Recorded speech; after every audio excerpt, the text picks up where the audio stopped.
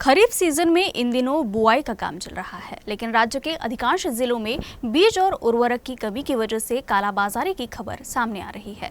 इस पर विरोधी पक्ष नेता विजय वडेट्टीवार ने सरकार की नियोजन पर सवाल किया। उन्होंने सरकार से तत्काल एक टीम नियुक्त कर गड़बड़ी के खिलाफ कार्रवाई करने की मांग की। महाराष्ट्रात सुरू आहे बोगस बियाणे, खतांचा काळा बाजार, तुमच्या बियाणांचा काळा बाजार, बियाणांचे वाढते दर, मागणी पूर्ण होत नाही। काय करावं?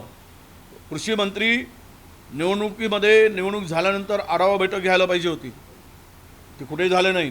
विभागीय आढावा बैठका झाले नाहीत, लोकप्रतिनिधींना बोलवलं नाही आणि आम्ही पत्र देऊनही पुरेशा मुबलक प्रमाणात खत उपलब्ध आहे की नाही तो साठा अद्याप नाही, म्हणून काळा बाजार सुरू झाला आहे।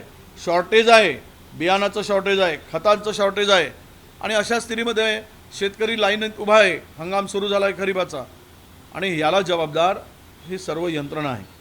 खरं तर कृषी विभागामध्ये प्रचंड गोंधळ आणि बोगसपणा चाललेला आहे, भ्रष्टाचार चाललेला आहे, कुणाचंही नियंत्रण राहिलेलं नाही आणि ते कॉटनच्या बॅग कापसाच्या ज्या कृषी विभागाने आत्ता खरेदी केल्या आहेत 450ची बॅग 1250 रुपयांनी खरेदी केलेत 100 कोटीच्या। हे असा भ्रष्टाचाराला आता आम्ही मांडू ते विधानसभेमध्ये। इसके साथ ही विजय वडेट्टीवार ने राज्य में शुरू पुलिस भर्ती परीक्षा की मानसून की वजह से आगे बढ़ाने की मांग की। उन्होंने कहा कि बरसात के मौसम में फिजिकल टेस्ट होने से अभ्यर्थियों को परेशानी हो रही है। नाही, आम्ही तीच मागणी केली होती। मी मुख्यमंत्री उपमुख्यमंत्र्यांच्याकडे मी पत्र पाठवूनही मागणी केली होती। मी आमच्या पोलीस महासंचालकांना मागणी केली होती की तुम्ही हे पावसाळ्यात घेताय ते पुढे ढकला।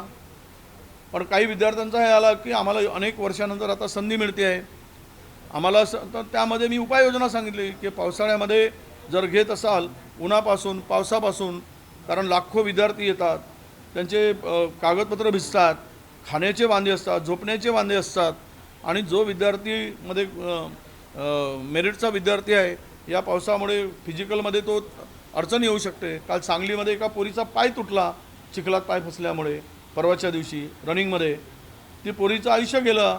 अशा अनेक घटना घडत आहेत, पण राज्यकर्त्यांना निवडणुकीवर डोळा ठेवून हे सगळं करायचं आहे। पूर्वी का केले नाही?